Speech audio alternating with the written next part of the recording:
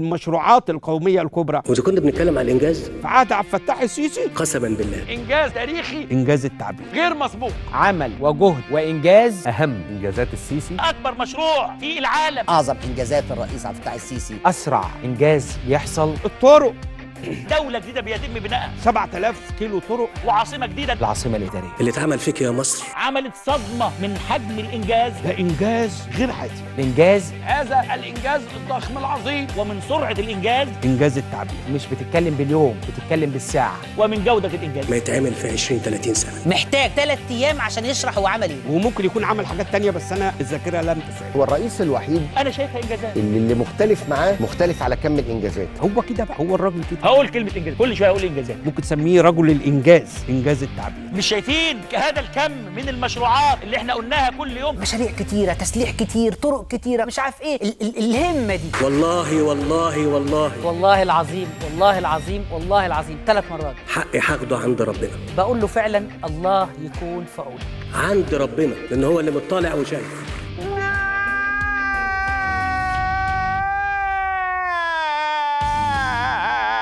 السلام عليكم. 25,000 مشروع قومي في 6 سنين بس. 25,000 مشروع قومي في عهد الرئيس لوحده. 25,000 مشروع قومي عشان مصر وشعبها. فكمل بقى واتفرج معانا على الحلقة دي لآخر ثانية عشان من حقنا نفتخر ونفرح ونرقص، وكمان عشان نصالح الناس اللي زعلت مننا بسبب الحلقة اللي فاتت عشان اتكلمنا وعرضنا 4 إنجازات بس للرئيس. احنا بنراضي الناس دي ونقول لهم حقكم علينا، حقك عليا، ما تزعلش مني يا صاحبي. احنا جايين النهارده عشان نصالحك ونتكلم عن 25,000 مشروع قومي وفي حلقة واحدة بس. ما هو بصراحة طالما الانجاز بالحجم ده يبقى لازم نكون موضوعيين ومهنيين، ولازم نتكلم بصراحه زي ما عودناكم. يعني ما هو والله لا هينفع نشتغلكم ولا نخدعكم ولا نخبي عنكم الحقيقه ولا نكذب عليكم او نقول كلمه نرضي بيها فلان ولا علان زي للاسف ما كتير بيعملوا. 25,000 مشروع قومي ورفعوا راس مصر بلدنا، ووقفوا وقفه رجاله. مبروك لمصر ولولادنا. لما اتكلمنا في حلقه انجاز ريس عن الانجازات ففي ناس زعلت، اللي يقول لك انت بتطبل، واللي يقول لك ازاي ما تتكلمش عن الانجاز الفلاني، واللي يقول لك ما تقارنش مصر باي دوله تانية عشان دي مقارنه غلط وظالمه. ماشي يا عم، امشي يا دول يا تانية يا وحش، تمام، كلامكم على راسنا. تعالوا لي بقى، طالما ده موسم الانجازات فاحنا لازم هنتكلم عنها ولازم نقيمها. فطبيعي بالنسبه لتقييم اداء الرئيس والحكومه في اي حته، بلاش اي حته، في الدنيا مصر، فالناس هتتقسم 4 انواع. اول نوع اللي هيشوف ان الرئيس بيخرب البلد وبس، وانه ما عملش ولا هيعمل ولا ليه اي انجاز، ودول مالناش دعوه بيهم. تاني نوع اللي شايف ان شخبطه الرئيس على الورق اللي قدامه وهو سرحان في السقف هي رسم كروكي للمستقبل، وان خرم الاوزون اتلحم بسبب توجيهات الرئيس، ودول مالناش دعوه بيهم. تالت نوع دي ناس تقول لك هو صحيح ما عملش بس يعني هو في ايده ايه، ده مستلم البلد بايظه واحنا شعب يعني. دول هنحبسهم في الاوضه مع المعلم او هنحبسهم على ال2 دول. رابع نوع بقى النوع الرايق ده، الناس اللي شايفه ان الرئيس ليه انجازات وليه اخفاقات. دي بقى الناس اللي برضه مالناش دعوه بيهم. اما بقى بخصوص 5 نوع، 5 بالمصري اللي هو بنجيب الزيتونه من الاخر. فاحنا بقى جايين النهارده ندردش 5 كده مع بعض ونسال هو يعني ايه مشروع، ويعني ايه قومي، ويعني ايه انجاز، وايه الحاجات اللي تخليني اقول ده مشروع قومي ده انجاز، عشان ما نظلمش حد ولا نقلل من شغله وتعبه، وبرضه عشان مش اي واحد كح كحه ولا تف لا مؤاخذه تفه تيجي تقول لي ده انجاز. الحلقه دي دسم شويه معلش، فكوبايه شايك وصحصح معانا. وعشان نخش في الموضوع على طول من غير رغي وفي الانجاز، ف5 بقى كده. الجلسة اللي فاتت طلبت مجموعة عشوائية من اللي اشتركوا في الاستفتاء وأدلوا بنعم لتعديل الدستور. دورك يا أستاذ، دورك.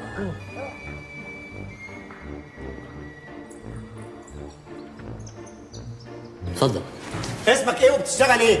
في ايه؟ انت بتتكلم ليه؟ سعاده الباشا انا جوده المصري اللي رفع القضيه، والمحامي زي ما سعادتك شايف، فقلت انجز يعني. اسمك ايه؟ علي عبد الحافظ، على باب الله، بائع متجول. طب انت وافقت على تعديل 34 ماده من الدستور، ممكن تقول لي سعادته على 3 مواد بس من اللي انت وافقت على تعديلهم؟ يا سعاده البيه عملت زي كل الطابور ما عمل، ابصم هنا بصمت، هو حصل حاجه يا باشا؟ طب ممكن انت بقى تقول لي سياده القاضي على ماده واحده بس من اللي انت وافقت على تعديلهم، وايه وجهه نظرك فيها؟ قول بصراحه، انت في محكمه. سيد الرئيس، سيادة الرئيس، سيد الرئيس، انا هعترف. هم قالوا لي المصلحه دي فيها 50 وجبه كومبو. هم مين اللي قالوا لك؟ الجماعه يا باشا اللي بيلمونا كل ما بيبقى فيه انتخابات. اتفضل يا استاذ. الخناقة كلها كانت علشان 10 متر سيراميك فرزتال. هم ضحكوا عليه يا باشا وقالوا له فرز تاني. هو لو كان اتكلم خاطره وراح المحل ومسك البلاطه كده ودقها بطرف لسانه ولقاها مززه كان عرف انها فرز تاني. يعني سعادتك الكلام ده بيحصل في مجلس الشعب وبنقول ماشي، لكن الدستور لا، الا الدستور يا باشا. اقعد انت اللي اطلعك بره. طلباتك يا استاذ. الغاء نتيجه الاستفتاء الشعبي على تعديل الدستور. باشا سبوره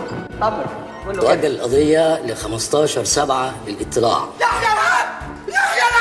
انا بريء انا بريء. احلى مسا على عيونك. بما اننا هنتكلم عن مصر، عن الشعب والرئيس والحكومه، فهنتكلم من خلال دستور مصر، الوثيقه اللي بتحكم وتنظم العلاقه بين صاحب البلد اللي هو الشعب وبين اللي شغالين عنده اللي هم الرئيس والحكومه. وعشان نتكلم عن الانجازات، عن 25,000 مشروع قومي وما نقارنش مصر ببلد تانية، تعال نشوف دستور مصر بلدنا بيقول ايه. واللي هيقول لي يعني هي البلد ماشيه بالدستور، هقول له امال لو مش ماشيه بالدستور ماشيه بايه؟ عايز تعرف ماشيه بايه؟ اتفرج معانا لاخر الحلقه. ونحب نطمنكم اننا قرينا كل تعليقاتكم على الحلقه اللي فاتت اللي بعض الناس نشرت فيها انجازات على اساس بيحرجونا يعني، واننا بنفتري على الرئيس. وقرينا اخبار ومقالات كتير ومنشورات على فيسبوك، منشورات طويله جدا مليانه انجازات، واتفرجنا على فيديوهات فرتكت الباقه وكلها بتتكلم عن انجازات الرئيس. لكن فيديو واحد بس اللي هنعتمده عشان محدش يشكك في كلامنا، وهو اللي نشره التلفزيون الحكومي المصري، اكد فيه ان الرئيس عمل 25,000 انجاز، 25,000 مشروع قومي، مشروع قومي في 6 سنين. فيا ريت بس قبل ما اي حد يحلو علينا في التعليقات او قبل ما تتشائم وتكتب كومنت تفتكر انك بيه هتبقى بطل قومي وبدل اللي ما جبتوش ولاده. اتفرج كويس، خد وقتك، ابحث ودور واتعب زي ما فريق 5 مصري عمل. عشان فريق العمل اللي بحوشه عنكم كتير اتفق معايا قبل الحلقه ان بعد التعب ده كله اللي هيتعولها في التعليقات ونلمحه اما ارجعه نخش في الموضوع. الرئيس عرض انجازاته اللي هي 25,000 مشروع قومي في 10 قطاعات مختلفه، هنتكلم عنهم كلهم وزياده عشان في انجازات تانية التلفزيون والرئيس نفسه ما جابوهمش، بس احنا هنجيبهم. وطالما الرئيس والحكومه هم اللي قالوا مشروع قومي، فهنجاوب دلوقتي على سؤال: ايه هو المشروع القومي؟ وعشان نقرب الصوره لما يستحق اننا نطلق عليه مشروع قومي، خد عندك الامثله دي من واقعنا. مقاومه بريطانيا وطرد المحتل بره بلدنا قبل وبعد ثوره يوليو 52 كان مشروع قومي. تاميم قناه السويس وبنى السد العالي يعتبروا الاثنين مع بعض مشروع قومي، واخد بالك؟ مع بعض، كل واحد لوحده. معارك تحرير سيناء وحرب اكتوبر 73 كلها على بعضها كده اسمها مشروع قومي. يبقى هنا معنى المشروع القومي انه مشروع من الشعب، كل الشعب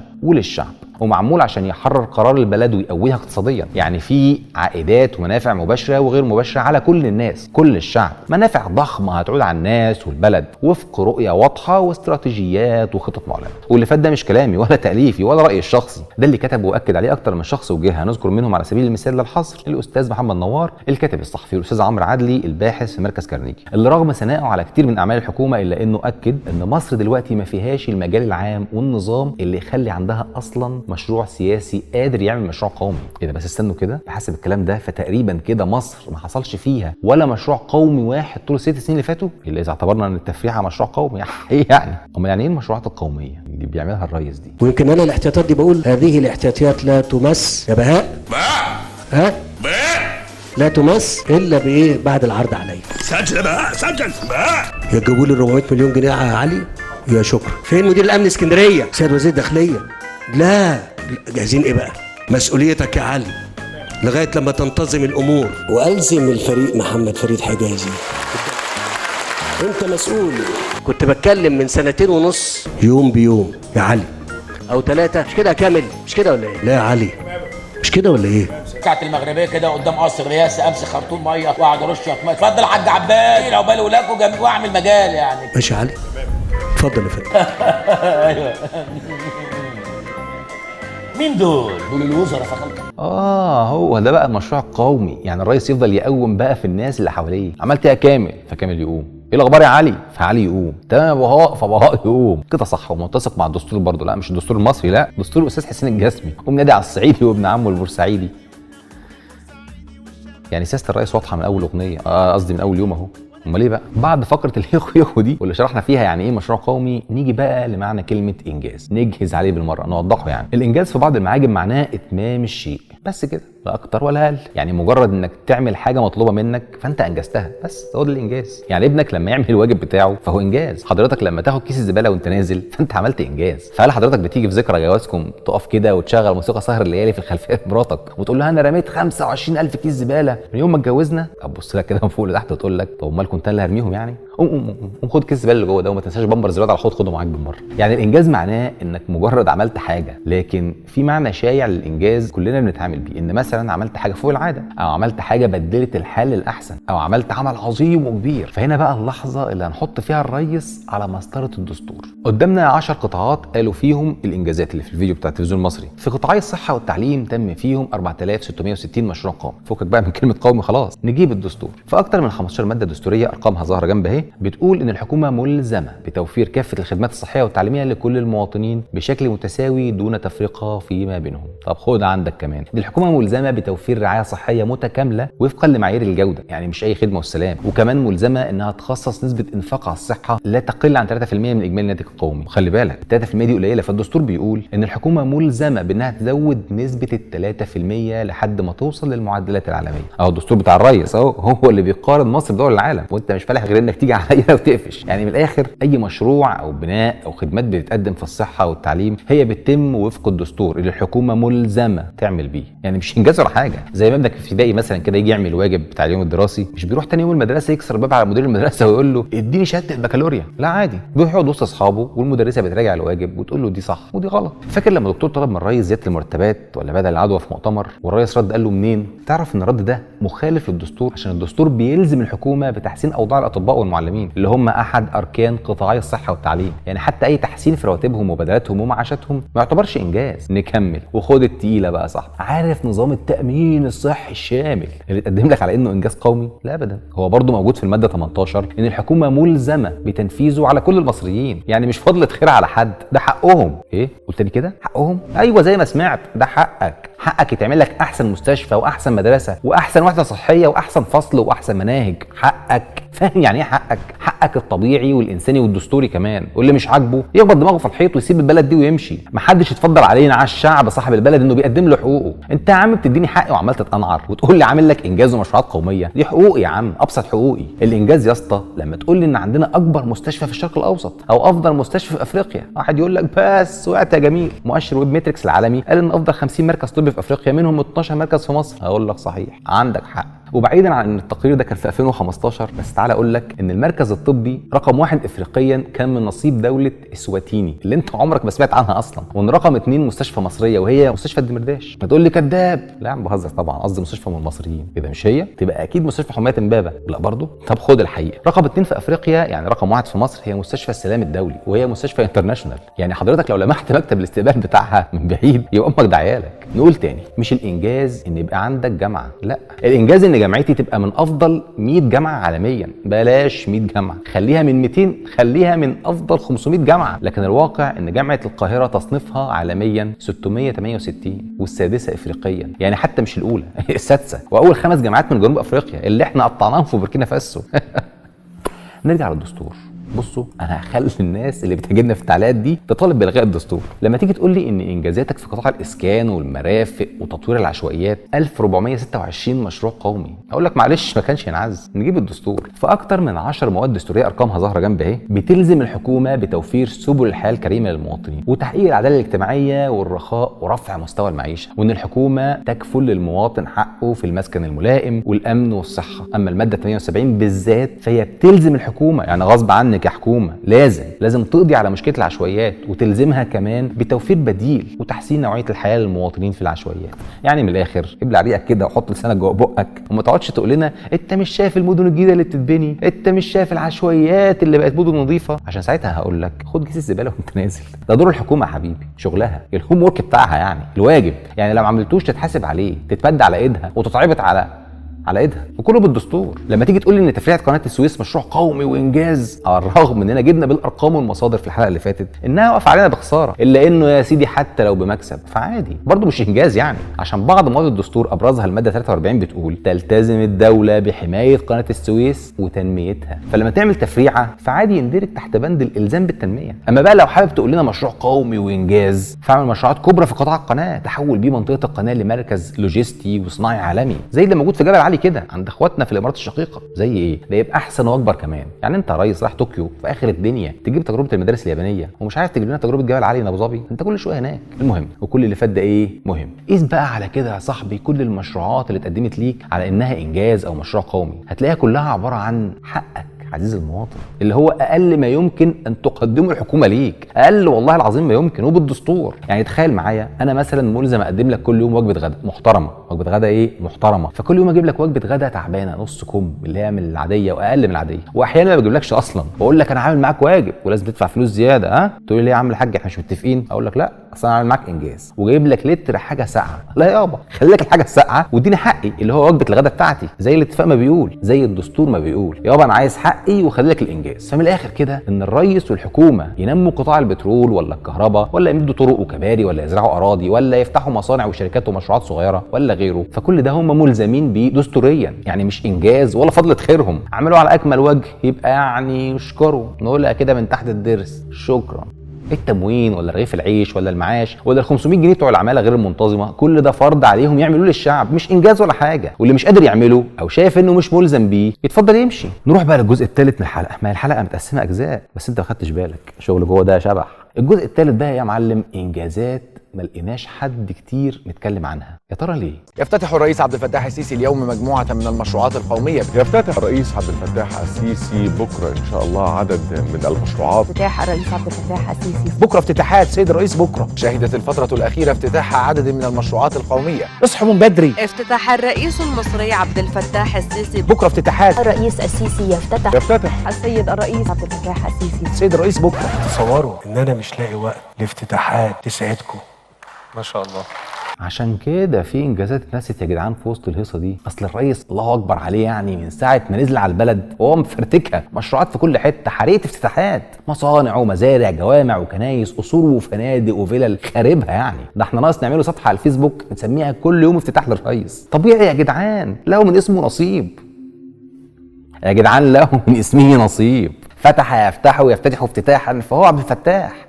عشان كده في انجازات تاهت في وجهه الافتتاحات دي، لكن احنا في 5 المصري ما يخلصناش. عشان تعرف بس اننا احسن من التلفزيون المصري، خد عندك مثلا انجاز زي القضاء على الهجره غير الشرعيه، وزي ما قال الرئيس مفيش مركب واحده خرجت من مصر من 2016 والله وعملوها الرجاله.